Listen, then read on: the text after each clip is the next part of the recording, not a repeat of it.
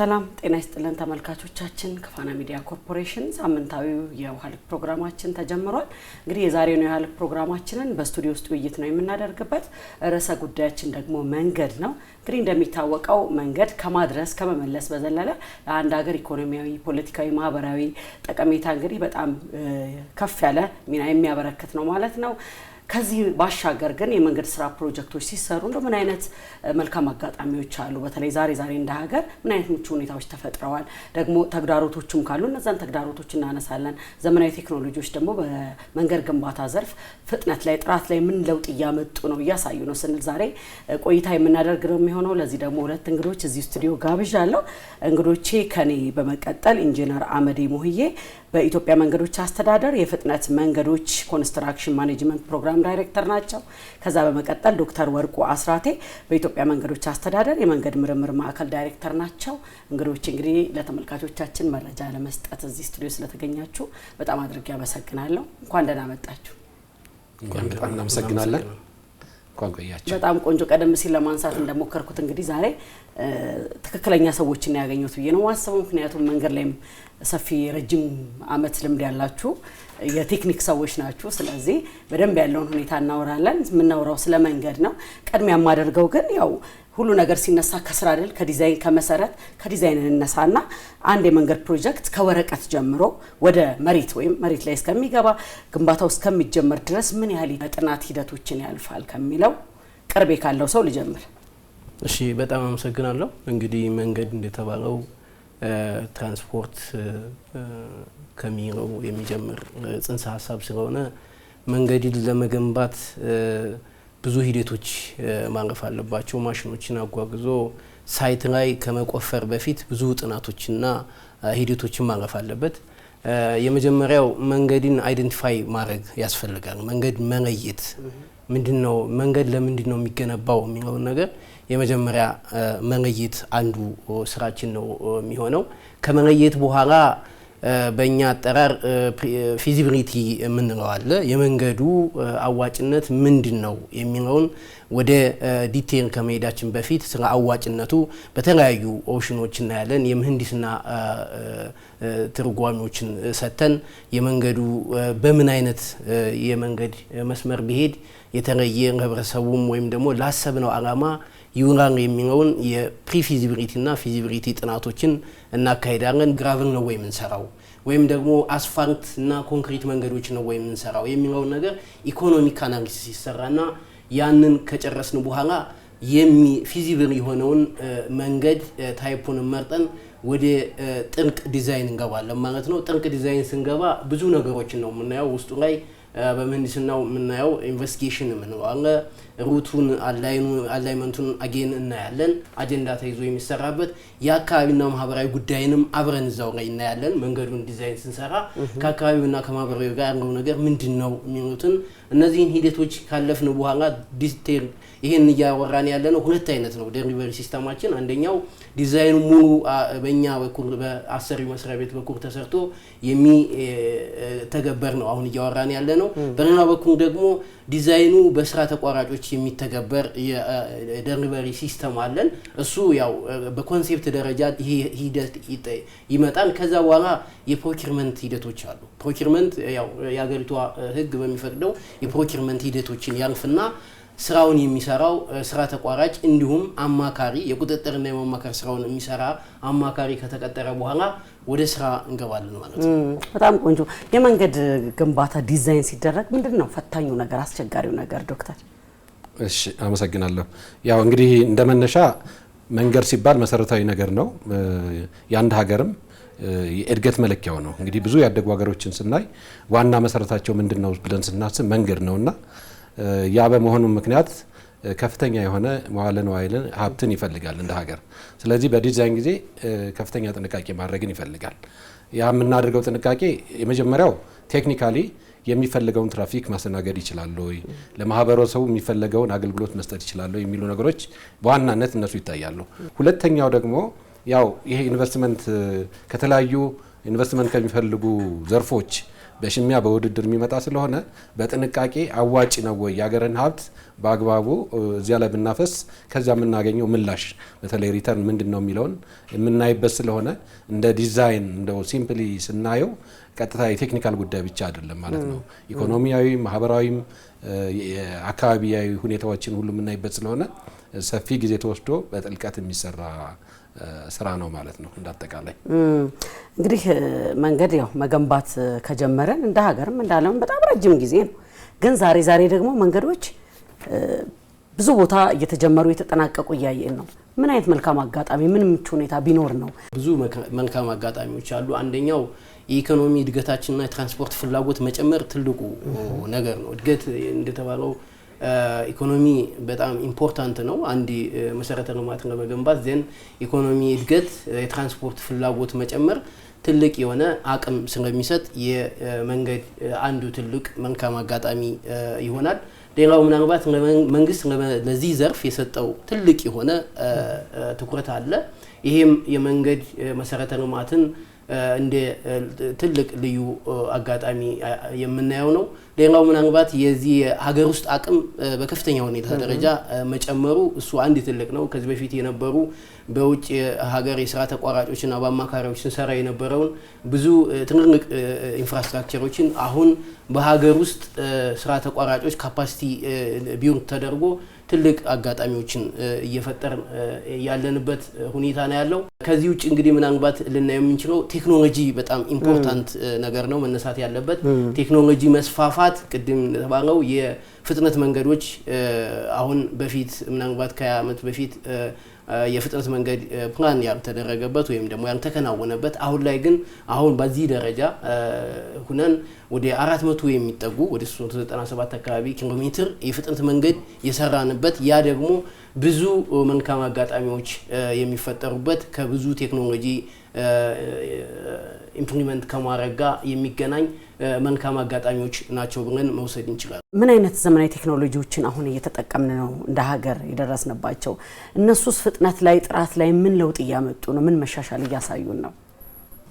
እሺ በጣም ጥሩ ጥያቄ ነው። አይ ቲንክ ያው ስንነሳ የዛሬ 20-30 ዓመት ምን ላይ ነበርን የሚለው ማያት ጥሩ ይመስለኛል።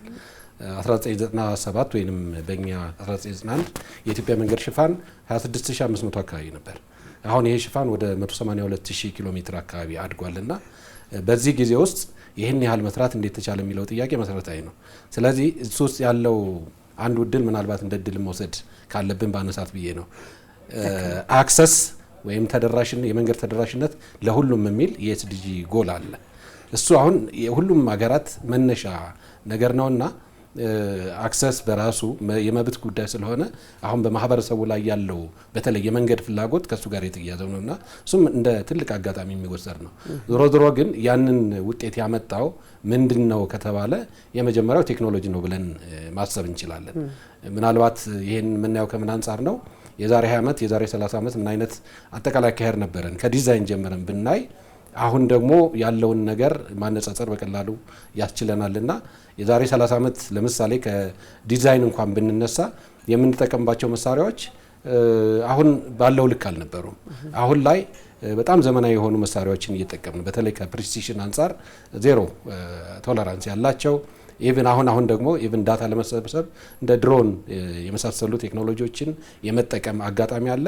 ያይም ቢሆን የራሱ የሆነ ኮንትሪቢዩሽን አለና ከዲዛይን ጀምረን ስናይ አሁን ከዳታ ጥራት ጋር የተያያዙ ስራዎችን የሚያሳልጥ ጥራትን የሚያስጠብቁ ቴክኖሎጂዎች አሉ። ከዚያ ወደ ግንባታው ራሱ ስንመጣ ግንባታው ላይ የዛሬ 20 ዓመት የነበረ መሳሪያ አሁን የለም። አጠቃላይ ከምርታማነትም ጋር ብናያይዝ በቀላሉ ወይንም በአጭር ጊዜ ብዙ መስራት የሚችሉ የተለያዩ መሳሪያዎች አሉ። ከዚህ ከምናያቸው ከዳምትራኩ ከሌሎች ባሻገር አሁን አስፋልት ፕላንት ወይንም የድንጋይ መፍጫዎችን ብናይ በጣም ዘመናዊ የሆኑ አውቶሜትድ የሆኑ በአጭር ጊዜ ብዙ ማምረት የሚችሉ ናቸውና እነሱ አሁን ትልቅ ግባት ናቸው ማለት ነው። ከዚያ ወደ ማቴሪያል አጠቃቀም ስንመጣ በጣም ብዙ ነገሩ ተቀይሯል። አሁን የኢንቫይሮንመንትም ጉዳይ ስላለ እዚህም እዚያም የምንፈልገውን ማቴሪያል ፈልጎ ማግኘት ስለማይቻል የግድ ቴክኖሎጂውን አላምዶ መጠቀም ያስፈልጋልና በተለይ ያሉንን የተፈጥሮ ማቴሪያሎች ወይንም የተጠቀምንባቸውን መልሶ መላልሶ መጠቀም በተለይ ይሄ ሳይክሊክ ኢኮኖሚ የሚለው መንገድ ሴክተሩም ላይ ይሰራል። አሁን እኛ መንገዶቻችን ሲያረጁ በአገልግሎትም በተለያየ ምክንያት ከዚህ በፊት አውጥተን የመጣል ጉዳይ ነበር አይደል? አሁን እሱ ያስሄድም አንደኛ ብዙ ስንነቶች ስላሉብን፣ ሁለት ያ ራሱ ሀብት ነውና እንደገና መጠቀምን ይፈልጋል እና አሁን እንደ ኢትዮጵያ መንገዶች አስተዳደር ያለንን ሀብት መልሶ ከመጠቀም አንጻር በተለይ ይሄ ፔመንት ሪሳይክሊንግ የሚባል አንድ ትልቅ ቴክኖሎጂ አለና እሱን እያላምር ነው ብዙ ቦታ ላይ እየተጠቀምንበት ስለሆነ እሱም የራሱን የሆነ አስተዋጽኦ አበርክቷል ማለት ነው። በፐርሰንት ስናሰላው አሁን ላይ ጥሩ መልካም አጋጣሚ ስላለ የተሻለ መንገድ ግንባታ የመንገድ ዝርጋታ አለ ያለ ነው። ግን አሁንም የሚቀርባቸው ጉዳዮች አለ፣ የሚጓተትባቸው ጉዳዮች አለና ምንድነው መንገድ ስራ ላይ በጣም ተግዳሮት የሚሆነው ነገር እንደ ባለሙያም እናንተ ስለምታውቋቸው ምንድናቸው ፈታኝ ነገሮች? አንደኛው የወሰን ማስከበር ችግር ነው። ወሰን ማስከበር እንዲህ በቀላሉ አሁን በመንገድ ዘርፍ ብዙ ፕሮጀክቶች አሉ። እነዛ ፕሮጀክቶች ላይ ትልቅ የሆነ እንቅፋት እየፈጠረ ይገኛል። ቅድም የመንግስት ከፍተኛ ትኩረት ሰጥቶታል ለዘርፉ ብለናል። ያን ታሳቢ ተደርጎ 2016 አካባቢ ላይ በፊት የነበረው አስፈጻሚ ወይም ደግሞ አልሚ መስሪያ ቤት ነው የወሰን ማስከበር ክፍያ የሚፈጽመውና ከዛ ጋር ተያይዞ በጣም ብዙ ችግሮች ስለነበሩ በ2016 ሐምሌ ላይ የህግ አዋጅ ማሻሻያ ተደርጓል። ኢቨን እሱም ተሻሽሎ አፈጻጸሙ ላይ ትልቅ ተግዳሮት እየተከሰተ ይገኛል። በፕሮጀክት አፈጻጸም ላይ፣ በፕሮጀክት ጊዜ ላይ፣ በፕሮጀክት ወጪ ላይ፣ ጥራትም ላይ ከዛው ጋር ተያይዞ ስለሚመጣ መጀመሪያ ታስቦ የነበረው የፕሮጀክት ስኮፕ ራይት ኦፍ ዌይ ወይም ደግሞ የወሰን ማስከበርን ለማጥፋት ሲቀነስ ሲባል የጥራት ላይም እንደዚሁ ትልቅ እንቅፋት እየሆነ ይገኛል። ስለዚህ ትኩረት ተሰጥቶት ወደፊት የሚሰራበት አንዱ ኤሪያ ነው። ሌላኛው ምናልባት የግብአቶች የዋጋ ንረት በጣም ሌላው ትልቁ ተግዳሮት ነው። የግብአት መንገድ ብዙ ግብአቶችን ነው የሚጠቀመው። የስራ ተቋራጮች የአቅም ውስንነትም ከዚሁ ጋር የሚገናኝ ነው። ስራ ተቋራጮች ውል ሲገቡ መስራት የሚገባቸው ስራዎች አሉ። እነዛን ለመስራት የሚጠቀሙባቸው ደግሞ መሳሪያዎች ይኖሩናል። እነዛ መሳሪያዎች እና የሚያስፈልጋቸው ካሽ አለ ወይም ደግሞ የገንዘብ ፍሰታቸውም ከዚሁ ጋር በገቡት ውል መሰረት ያንን ነገር ማቅረብ ሳይችሉ የሚቀርቡባቸው ብዙ ሁኔታዎች አሉ። እነዛን ጋር ተያይዞ ፕሮጀክቶች በታቀደላቸው ጊዜ ገንዘብና ጥራት እንዳይከናወኑ ከሚያደርጉ ትልቅ ችግሮች ውስጥ ዋናዎቹ እነዚህ ናቸው። እዚህ ጋር የሚጨመረው ጉዳይ ምንድነው? የመንገድ ፕሮጀክት ቅድም እንዳልነው በጣም ሰፊ ጊዜን የሚወስድ ብዙ ሀብትን የሚጠቀም በተለይ ደግሞ ከባለድርሻ አካላት አንጻር በርካታ ባለድርሻ አካላት የሚሳተፉበት ነውና ሁሉም በተለይ እንደ ባለድርሻ አካል የራሱን ማዋጣት ካልተቻለ የምንፈልገው ነገር ላይ መድረስ አንችልም። ያ ሲባል እንግዲህ ያ መንገድ የሚያልፍበት ማህበረሰብ ጨምሮ የኢትዮጵያ መንገዶች አስተዳደር በራሱ ተቋራጩ፣ አማካሪው፣ ሌሎችም ኢቭን ቅድም የፋይናንስ ጉዳይም ሲነሳ ነበር አይደለ? ያን ፋይናንስ ሊያሳልጥ ሊያግዝ የሚችል የፋይናንሻል ኢንስቲትዩት በዚያ ልክ የራሳቸውን ድርሻ መወጣት ካልተቻሉ የምንፈልገው የመንገድ ፕሮጀክት እውን ማድረግ ከባድ ነው የሚሆነው። ስለዚህ አንዱ ትልቁ ተግዳሮት ፕሮጀክቶች ላይ የሚሳተፉ አካላት የራሳቸውን ድርሻ መወጣት አለመቻላቸው ሊሆን ይችላል። ሌላው ግን እንግዲህ ፕሮጀክት ስለሆነ በአብዛኛው የግንባታ ፕሮጀክት ደግሞ ለአገር ውስጥም ለዓለም አቀፍ ችግሮችም ተጋላጭ ነውና አሁን በተለይ የምናየው የዚህ ነዳጅ ዋጋ መናር በጦርነቱ ምክንያት መንገድ ፕሮጀክቶቻችን ላይ ከፍተኛ የሆነ ተጽዕኖ ነው ያሳደረ። ያ ተጽዕኖ እንግዲህ ቀጥታ ወደ መንግስትም ይመጣልና እነዚህ ነገሮች የምንፈልጋቸውን ነገሮች ከማድረግ አንጻር በጣም ተግዳሮት ነው። እንዳጠቃላይ ግን እንደው ደፈር ብለን ማናነሳው የኮንስትራክሽን ፕሮዳክቲቪቲ እንደ ሀገር እሱ በደንብ ተጠንቶ መፍትሄ ማግኘት ያለበት ነው። አንድ ኮንትራክተር እዚህ ሲሰራና ሌላ ቦታ ሲሰራ መለያየት የለበትም። ስለዚህ ኢትዮጵያ ውስጥ ያለው ነባራዊ ሁኔታ ምንድነው ከተባለ አንዱ እዚህ ፕሮዳክቲቪቲ ላይ ያለን ውስንነት ነውና እሱም በቀላሉ የሚታይ ጉዳይ አይደለም ብዬ ነው ማለት። በጣም ቆንጆ።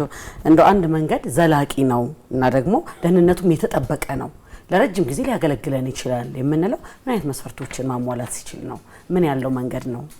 መንገድ ደህንነቱ የተጠበቀ ነው የሚባለው አንደኛው መንገድ ሲሰራ መጀመሪያ ቅድም መነሻ ላይ ያነሳውት ዲዛይን ሲደረግ ለምን ያክል ጊዜ ማገልገል አለበት ተብሎ ዲዛይኑ ላይ ጥናቱ ላይ ይቀመጣል። ስለዚህ ዘላቂ ሆነ በዛ በተቀመጠለት ስኮፕ መሰረት ማገልገል ሲችል አንደኛው ሪኳየርመንቱ ነው።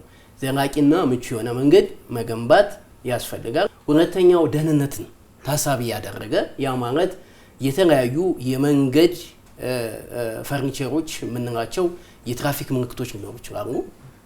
መከላከያ የሚያስፈልግባቸው ቦታዎች ላይ መከላከያ የሚያስፈልጋቸው ጋይድ ሊያደርጉ የሚችሉ ምልክቶች ሊኖሩ ይገባል። እነዚህን ታሳቢ አድርገን መንገዱን ደህንነትን ሊያሳልጥ የሚችል አድርገን ስንገነባው፣ ሶስተኛውና ዋናው ነገር ደግሞ የአካባቢና ማህበራዊ ጉዳይን ታሳቢ ያደረገ መንገድ መገንባት አለበት። ደህንነቱን እና ዘላቂነቱን ያረጋግጣል። አካባቢውና ማህበራዊ ጉዳዮችን ግን ታሳቢ ያደረገ ካልሆነ የተጠቃሚነቱ ጉዳይ ወደ ጥያቄ ውስጥ የሚመጣ ይሆናል ማለት ነው። ስለዚህ እነዚህን ሶስቱን አብሮ ሲይዝ መንገድ ዘላቂና ደህንነቱን የጠበቀ መንገድ ያስፈልገናል ብለን እንወስድ እንችላለን። ይሄን የምናደርገው ምንድነው ካል እንዴት ነው የምናመጣው ካል የመጀመሪያው ከጥናት ነው የሚጀምረው።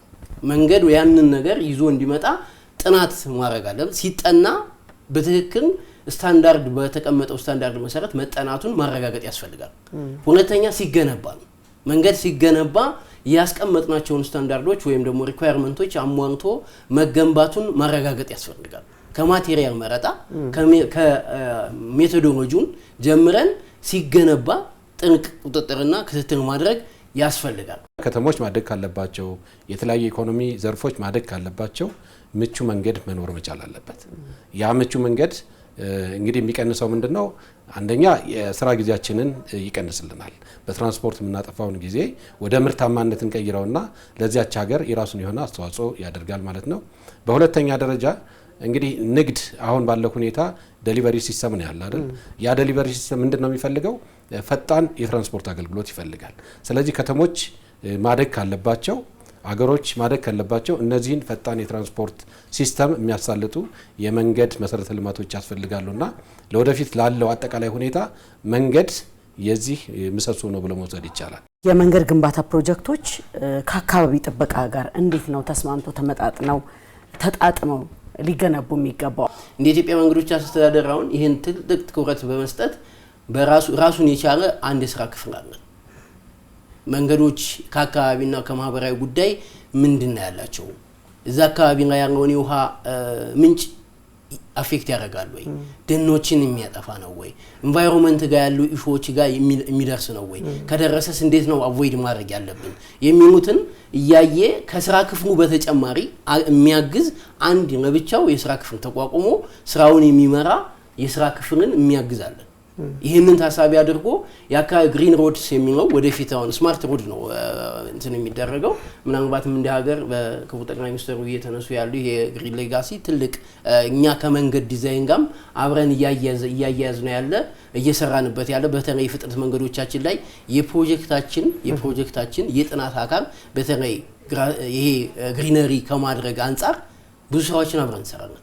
የፍጥነት መንገዶቻችን አሁን ባሉበት አክሰስ ሪስትሪክትድ ስለሆኑ ስለሚታጠሩ እነሱ ግሪነሪ የምንሰራባቸው ለረጅም ጊዜ ወይም ደግሞ የሚጸድቁበት ሁኔታ በጣም ከፍተኛ ስለሆነ እሱ ላይ በትክክል ኢምፕሊመንት ተደርጎ የሚታይበት፣ ሌሎች ፕሮጀክቶቻችንም ደግሞ ስራ ከሰራን በኋላ የአፈር ቁፋሮ ካከናወን በኋላ ዲስተርብ የምናደርገው የመሬት አካል አለ። እሱን መልሶ ሪንስቴት ማድረግ ያስፈልጋል። ለምሳሌ የቦሮ ወይ ደግሞ ለመንገድ ስራው የሚያስፈልገው ማቴሪያል ከወሰድን በኋላ ሪንስቴት ማድረግ አለብን። ኢንቫይሮንመንቱን በጥብጦት እንዳይሄድ አደጋ እንዳያደርስ። ከዛ በተጨማሪ ደግሞ የአፈር መሸርሸርን ለመከላከል የአካባቢ ሁኔታ ጋር የምንሰራው ትልቅ ስራ አለ።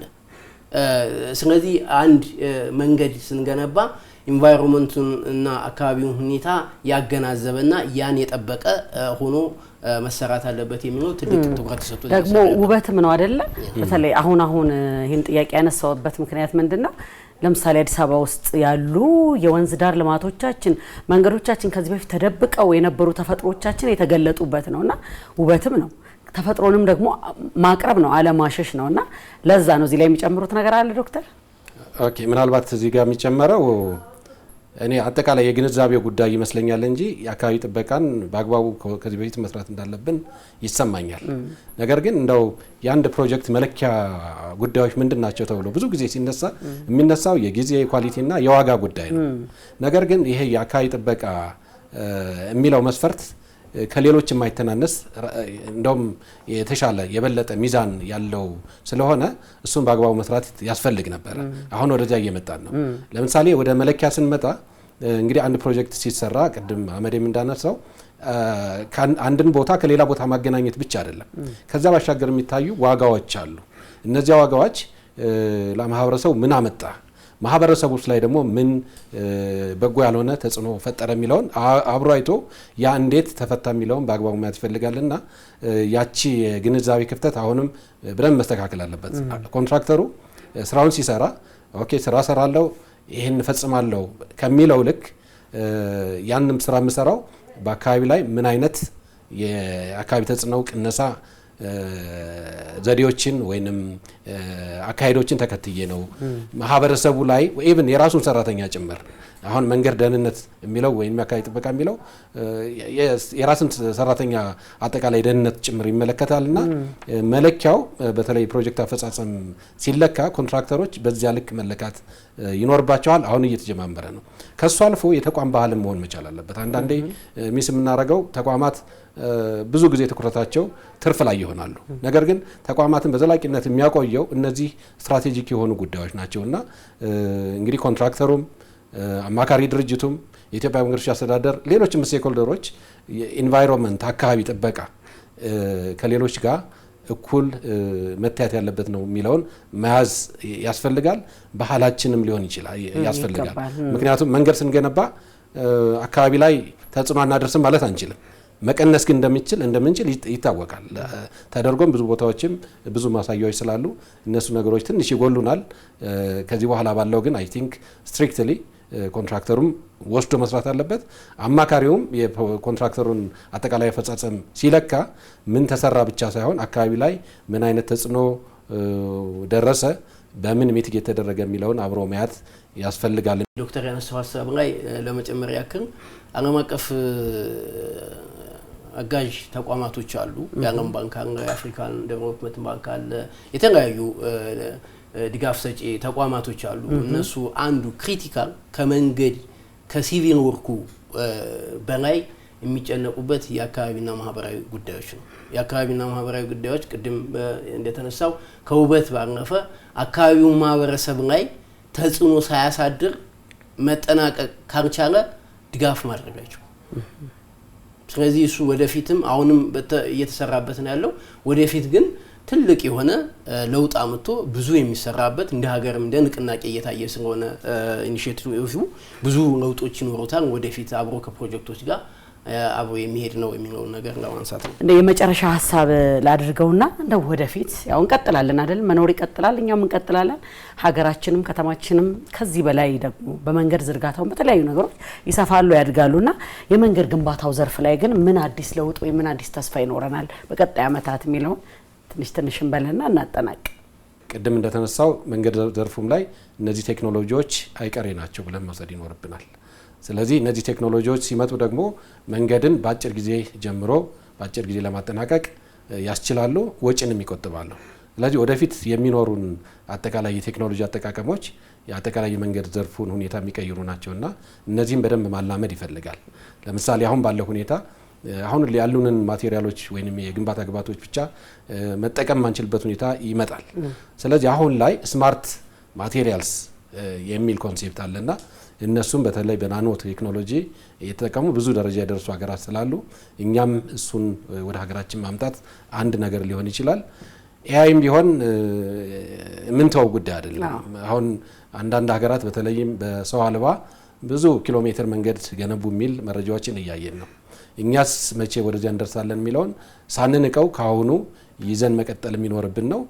ሌላው እና አሳሳቢ ጉዳይ መንገድ ሲገነባ ቅድም በደንብ በሰፊው አንስተነዋል።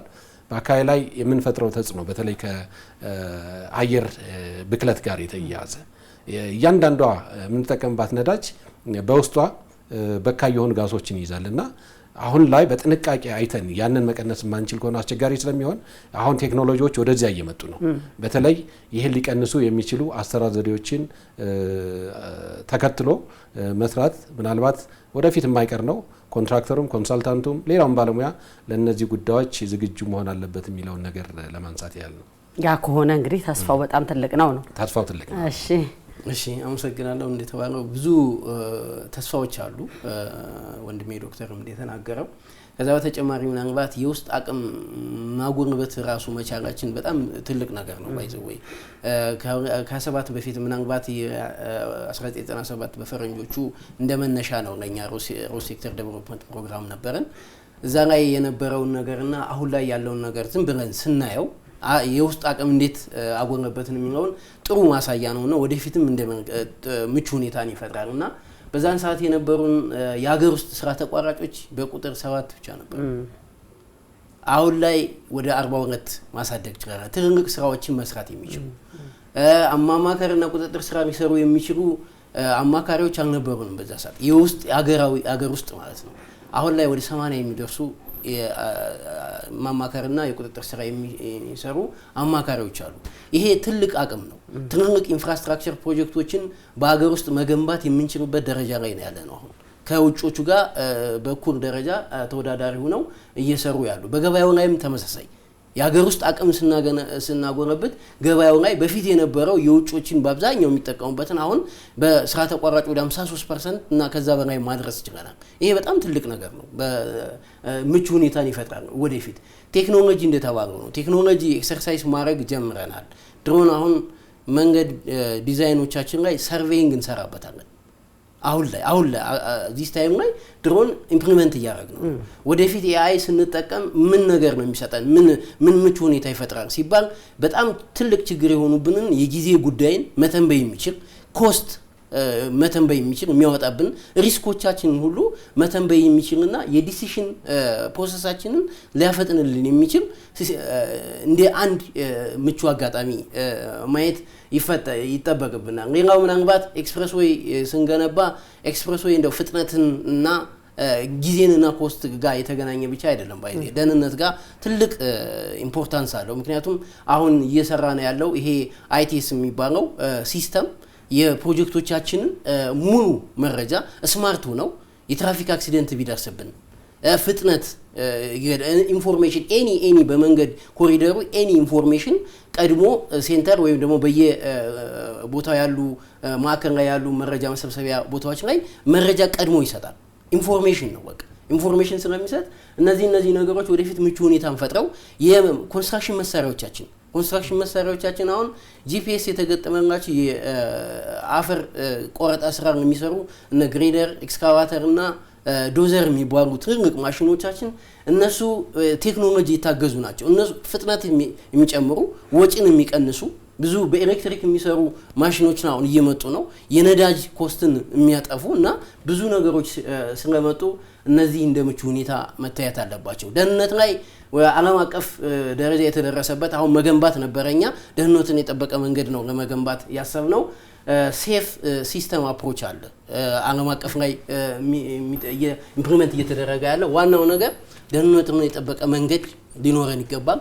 ተሽከርካሪም ሊኖረን ይገባል። አሽከርካሪና ፈጣን ምላሽ የሚሰጥ ሲስተም ያስፈልጋል። እነዚህ ሁሉ እንደምቹ ሁኔታ ታይተው ወደፊት ብዙ ነገር በዚህ ዘርፍ ላይ ይኖራል ብለን ተስፋ እናደርጋለን። ኢንጂነር አመዴና ዶክተር ወርቁ እዚህ ስቱዲዮ ተገኝታችሁ በጣም የሚጠቅመንን መረጃ ሰጥታችሁናል። ስለነበረን ጊዜ እጅግ በጣም አድርጌ አመሰግናለሁ። ተመልካቾቻችን የዛሬው የውሃ ልክ ፕሮግራማችን የተከታተላችሁትን ይመስል ነበር። ሳምንት በሌሎች ፕሮግራሞች ወደ እናንተ እንመጣለን። እስከዚያው ግን ደህና ሁኑልን።